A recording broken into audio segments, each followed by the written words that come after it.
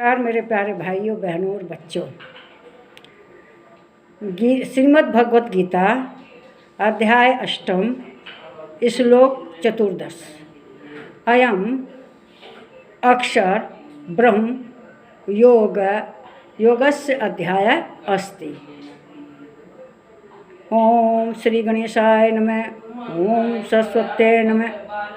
श्री कृष्ण भगवान गीता के अध्याय 8 के 14 श्लोक में बता रहे हैं कि मनुष्य को किस अवस्था में, अपने पहले श्लोक में भी यही बताए हैं और इसमें भी उसी की व्याख्या कर रहे हैं कि मनुष्य को अपना त्याग, जो प्राण है उसको त्यागते समय किस प्रकार से अपना मन ध्यान रखना चाहिए।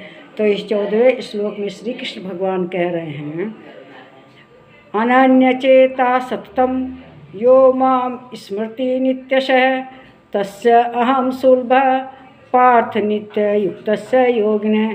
श्री कृष्ण भगवान कहते हैं कि हे अर्जुन, जो पुरुष मुझ में अनन्य चित्त होकर सदा ही निरंतर मुझ पुरुषोत्तम का स्मरण करता है, उस नित्य निरंतर मुझ में युक्त हुए योगी के लिए मैं सुलभ हूँ, मतलब आराम से उसको प्राप्त हो जाता हूँ। किसको? जो योगी है, अर्थात उसे सहज ही प्राप्त हो जाता हूँ।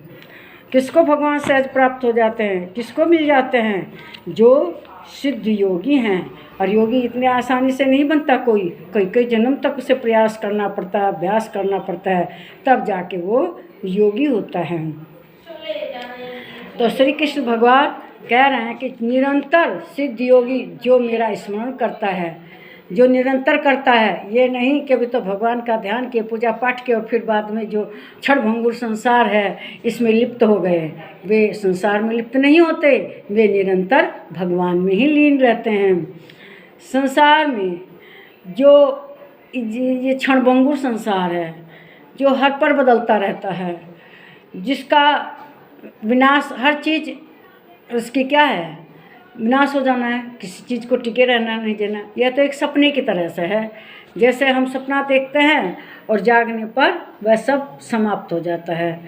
सपने में हम बहुत डरे रहते हैं, लेकिन खुलता है तो कितना अच्छा लगता है कि सपना था, कितना अच्छा हुआ कि यह सच्चाई नहीं थी। इसी तरह से जो योगी सिद्ध लोग हैं, उनका अंधकार जीवन का दूर हो जाता है, उनका ज्ञान हो जाता है, वे ज्ञानी हो जाते हैं, प्रकाश आ जाता है उनके जीवन में और वे वास्तविकता इस संसार की समझ लेते हैं कि वास्तविकता में ये संसार क्या है, क्षणभंगुर का है। ब्रह्मा जी का तो एक क्षण इस संसार के बराबर है, तो वे सोचते हैं इस संसार में कुछ नहीं रखा हुआ है और वे निरंतर भगवान में लगे रहते हैं। सिद्ध योगी लोग, वे इस संसार के चक्कर में नहीं पड़ते, निरंतर ही भगवान में ध्यान उनका रहता है।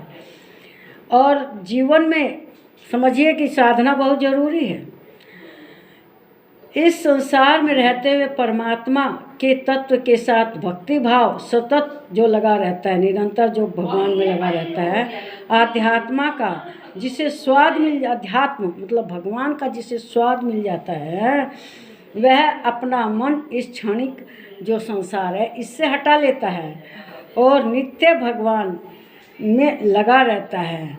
जैसे किसी ने कागज का गुलाब का फूल देखा, लेकिन जब उसको असली गुलाब का फूल मिल जाता है गंध वाला, तो वह कागज के फूल को कुछ नहीं समझता। इसी तरह से जिसका चित्त भगवान में, अध्यात्म में लग जाता है, वह इस संसार को कुछ नहीं समझता। इस क्षणभंगुर बदलने वाला हर क्षण संसार, इसको वह त्याग कर अंतर्मुखी हो जाता है। बहिर्मुखी होकर इस संसार से मतलब नहीं रखता, बल्कि अंतर्मुखी होकर केवल भगवान में ध्यान देता है। आध्यात्म में उसकी रुचि होती है, निरंतर भगवान का भजन करता है, क्योंकि उस तो सपने से जाग चुका है, उसने असली गुलाब का गंध ले लिया है। इसीलिए वह भगवान से हर क्षण जुड़कर भगवान की भक्ति में लगा रहता है और अपने चित्त में भगवान को धारण करके वह उसमें सहज प्राप्त हो जाता है। भगवान को वह आराम से प्राप्त कर लेता है, उसे परम सिद्धि मिल जाती है और वह हमेशा अपनी आत्मा में ही रहता है।